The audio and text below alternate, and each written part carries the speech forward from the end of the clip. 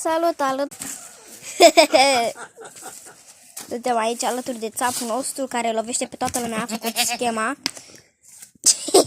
Gata, Matei, gata, că-l doare! Mi doare. Cât mi doare mie, o să-i dau. I-a făcut țapul ăsta care ridică ăsta. Dar nu-i mai da, te rog! Uite, mănâncă și lemne. S-a apucat lemnul tătăi.